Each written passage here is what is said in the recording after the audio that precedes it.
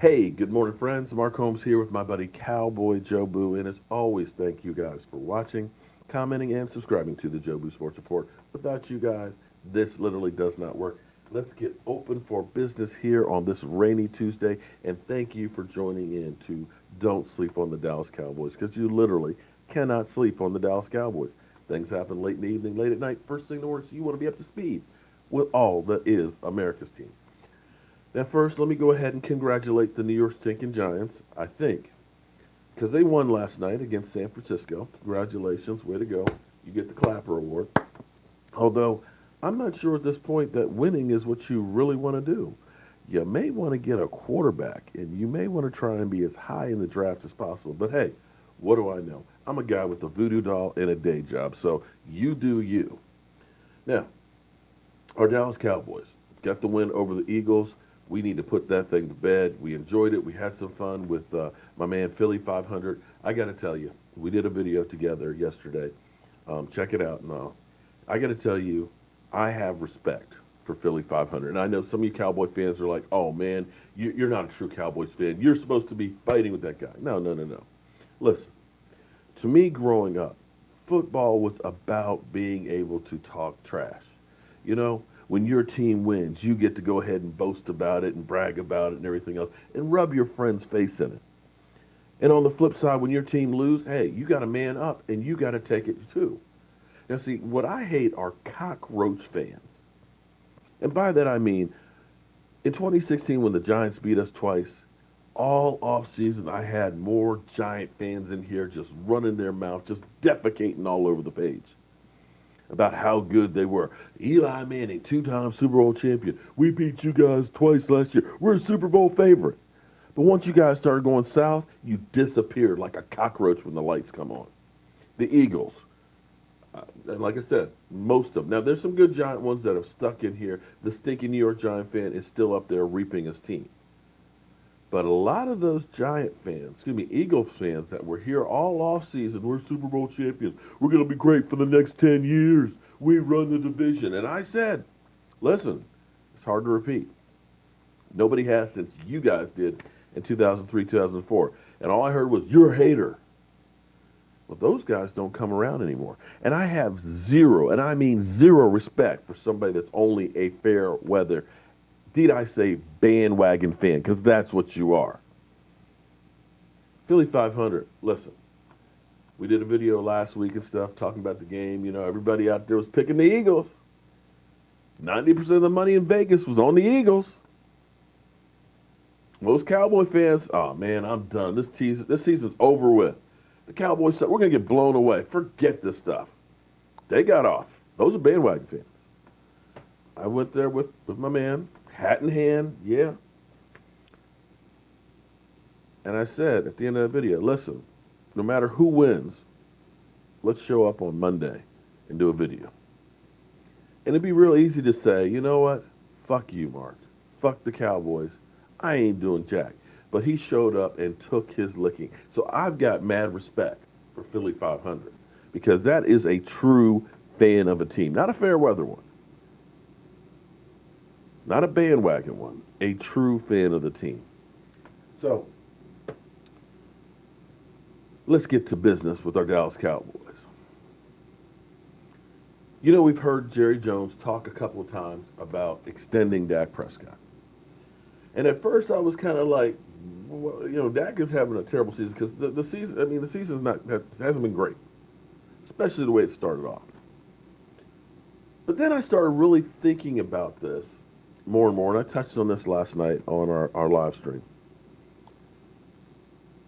It actually makes sense. And don't stop right there, because I know you're going to tell me that I'm crazy. But here's what you got to understand. With us giving up the number one pick for Amari Cooper, you're not in a position next year to draft a quarterback the first round. Maybe in 2020. But the reality is, quarterbacks ain't cheap. I don't care who you get, because let's look at some of the compensation for quarterbacks right now. Okay, I mean, you know, Aaron Rodgers, the highest paid per year, you know, of course, Matt Ryan. Kirk Cousins, Jimmy Garoppolo, Matthew Stafford, and all that. Okay, all those are 27 million a year or more. And what you find out is, the salary cap started in 1994. And at that time, Troy Aikman signed, I believe, a 6-year deal that kept him all the way to 2000, and was the highest paid quarterback at the time. His salary for that year was $1.7 million. $1.7 million was Troy Aikman's salary. But ever since then, it goes up. It continues to go up year after year after year. And a couple of years from now, we're going to look at Aaron Rodgers' deal and say, man, that's a bargain. But what you find out is it's great to pay a quarterback. I believe that players should get as much money as possible for what they do. They are literally taking years off their lives. But the problem with paying one guy so much money is it hamstrings your team. You could look at Seattle, and because Russell Wilson wasn't a first-round draft pick, they had years of time where they didn't have to pay the quarterback big money. They were able to get that defense and sign and re-sign players and become a Super Bowl champion. But now, they had to pay Russell Wilson a good chunk of change. They couldn't keep those good players that they had on defense. They couldn't get the free agents. And it's made it tougher for them to compete. And I think this is where I think Jerry Jones is crazy, but crazy like a fox. Because even when you look at a Kirk Cousins, $84 million guaranteed. No matter what Kirk Cousins does, he's getting that $84 million. We understand about being hamstrung because of contracts when we were cap held. When Tony Romo's contract was signed, people were like, oh my God, you're going to pay that guy that much money? And we had the DeMarcus Wares, we had the Jay Ratcliffes, we had the Miles Austin. We had all of these big contracts. And whether you like it or not, Stephen Jones is that guy that says, we're not going to be in cap hell anymore, which is why we're going to have cap room next year. And understand that I don't care who you have a quarterback. Because I know a lot of you guys say, get Dak out of here, he's a bum. Okay, well, fine, get him out of here. Well, you're not going to find a quarterback that's going to make $800,000 a year like Dak does right now. Take a look at some of these numbers as we go down here. Okay? I mean, Eli Manning's $21 million, and he's on his way out the door. Phillip Rivers, that's a bargain at $20 million. Cam, $20 million, that's a bargain. Tom Brady, he's got a rich wife, so, $20 million is not too bad. But after you get past the $20 million range, you look at the quarterbacks that are there. Ryan Tannehill, $19 million. Case Keenum, $18 million. Blake Bortles, $17 million. Andy Dalton, $16 million. Tyrod Taylor, $15 million. Even Nick Foles as a backup is $14 million. And unless you're a drafted quarterback, last year or the year before, you're still a rookie quarterback. So to bring in somebody else, you're going to be paying 15, 16, 17 million for a bottom tier quarterback. You see my logic here? And if you are going to try and get a quarterback, some of the best quarterbacks in the NFL currently started on the bench behind a veteran. Eli Manning, he was on the bench half of his first year. Tom Brady, Aaron Rodgers. It's better to have that guy sit. So if you're going to have to pay a quarterback, and you just got finished paying Tony Romo, who's finally off the books now, with the way Dak's numbers are now, you might be able to get him in that $20 million a year range. Let's say you sign a 5-year deal. It's not that bad. And I know, you're going to pay him $100 million? Well, yeah. Ryan Tannehill's getting 77. Jimmy Garoppolo on 7 games. What was Jimmy Garoppolo? Let me go back up here. Got $137 million. 7 games. He got $137 million. Derek Carr's got $125 million. And guess what? If you bring in a different coaching staff here, and you all of a sudden bring in a quarterback guru, and let's say that Dak Prescott has a season more like his rookie year, but maybe a little bit better. Guess what? In the next year, then you're looking at, because he's young, because he's had that rookie season in playoffs, and then he's got that season and everything else as a franchise quarterback, it's going to cost you a lot more because we know quarterback money does not go down. See, here's where the Redskins screwed up. They ended up franchise tagging. That's where a lot of people, oh, just franchise tag them. Well, when you franchise tag a quarterback or a player, you do it 1 year, okay. You say, prove it. They did it a second year. $20 million the first year, 24 the second one. $44 million they paid him for 2 years. Great for Kirk Cousins, but basically kind of said, no, we want you to keep proving it. So when he got the opportunity, he said, F y'all, I'm out of here. You're developing a bad relationship because even though you're getting that big chunk of money right there, that's saying we don't believe in you. And if you have a career-ending injury, oh well.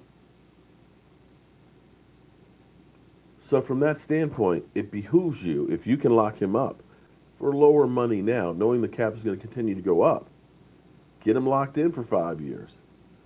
And if it doesn't work, you got him next year. You draft a quarterback in 2020, and that guy could sit on the bench and work his way into the lineup. Does that make sense to you guys? Because to me, it makes actually perfect sense. Because if he is that guy, you got him, and you have money to take care of everybody else. If he isn't that guy, well, you have to pay somebody in there to begin with. I mean, a lot of people will say, go ahead, get a Ryan Tannehill. Really? I'd take Blake Bortles. Really? Come on now. It's actually the prudent move to do. And one other thing I'm going to put to you guys, because I know a lot of you guys are just say Dak sucks. See, the original narrative was Dak can't throw for 200 yards in the season. And I've been saying he's getting better and better. I'm not saying he's perfect now. Last year, he started off well and took a nosedive. Beginning of this year, it stayed down at the bottom. But it's up curving again. I know you don't believe it. I understand. I know when he's hurried the pocket, he loses the mechanics. He's throwing, off his toes. He's not planning. His mechanics are off. He's missing some receivers and things. But I know this much about Dak Prescott. Dak wins. Dak is a leader. People will follow him. Excuse me. He's 27-16.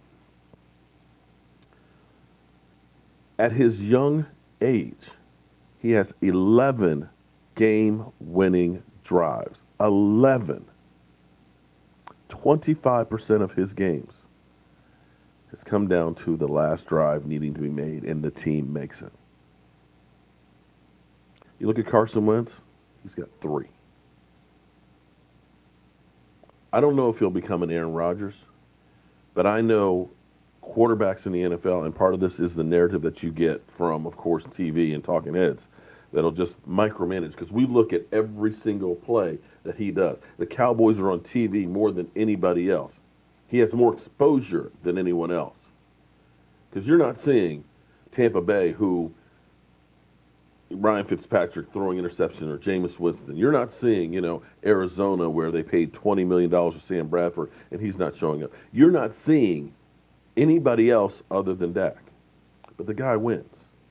And he wins in a place where, this actually amazed me. Underneath Jason Garrett, players that are not Dak Prescott or Tony Romo have a 5-17 record with the Cowboys. 5-17.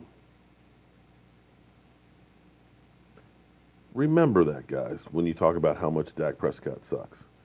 Because we had Matt Castle, who he won some games at least. Kansas City, New England, experienced quarterback. John Kitna had the best record at 4-5. Brandon Weeks and our quarterback coach, Kellen Moore, 0-2. 5-17. This team does not develop quarterbacks. So that's my argument on why you extend Dak Prescott. You can call me a Dak Prescott lover. I'm doing whatever to his balls, like you guys say, and things like that. That's fine. But I'm telling you, football is a gamble, and you gamble with somebody that you know and somebody who wins. Regardless of what you guys say, Dak wins. All right, I got to get to work. So all you guys, hope you have a great day. And remember, I actually have two YouTube channels because the other one was shut down before. What I do to make sure that I don't post too much is I post things on that channel as well. And that is, of course, Cowboy Joe Boo. And also to check out my Facebook page, Joe Boo Sports Report, and like that as well. Um, Get me on Twitter, Cowboy Joe Boo, or Instagram, Cowboy Joe Boo, and stuff. So we want to keep on spreading the mojo. And we want to make sure that all those people that hate seeing me out there, that we make them sick of me. I'm Mark Holmes, and I'll see you soon.